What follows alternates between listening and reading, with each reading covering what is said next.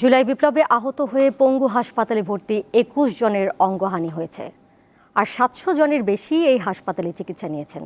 চিকিৎসকরা জানান, কৃত্রিম অঙ্গ সংযোজনের মাধ্যমে অনেকের জীবন কিছুটা স্বাভাবিক হওয়া সম্ভব।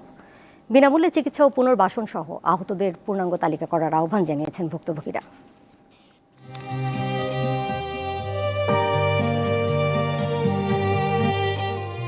মুখ জুড়ে হাসি, যেন এতটুকুও কষ্ট হচ্ছে না। অথচ গত ৫ আগস্ট উত্তরা আজমপুরে পুলিশের গুলিতে আহত হয়ে ডান হাত হারিয়েছেন আতিকুল ইসলাম।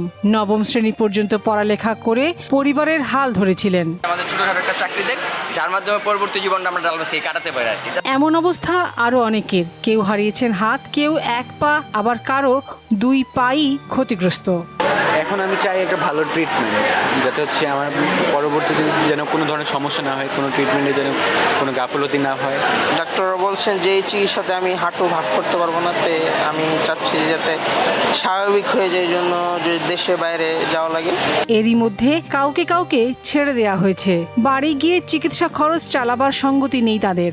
ছুটি দিয়ে দিলে তো আমাদের যাইতে বাধ্য না। আমরা বলছিলাম যে না, এখন গেলে কি খুলে নেই, দেখেন খুলে নেই। এইভাবে যদি বাসায় নিয়ে যাই তো আমাদের কাছে তো টাকা পয়সা নেই। হাসপাতালের পরিচালক জানান, ঢাকা ও ঢাকার বাইরে থেকে আসা রোগীদের মধ্যে ২১ জনের হাত বা পা কেটে ফেলতে হয়েছে। কৃত্রিম অঙ্গ সংযোজনের মাধ্যমে তাদের অনেকটা স্বাভাবিক জীবনে আনা সম্ভব। কৃত্রিম অঙ্গ প্রত্যঙ্গ সংযোজন করার পরে এরা স্বাভাবিক জীবনে ফিরতে পারবে।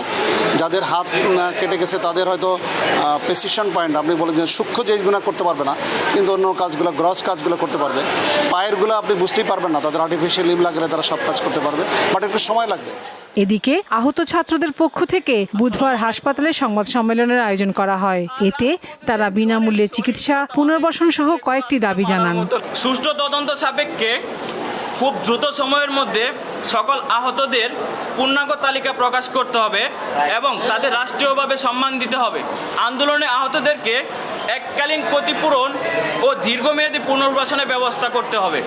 শিক্ষার্থীরা বলেন, আহতদের পুনর্বাসনও রাষ্ট্র সংস্কারের অংশ। আর এই মানুষগুলোর চোখের পানি আর যেন না পড়ে। লাবণী গুহ, দীপ্ত সংবাদ, ঢাকা।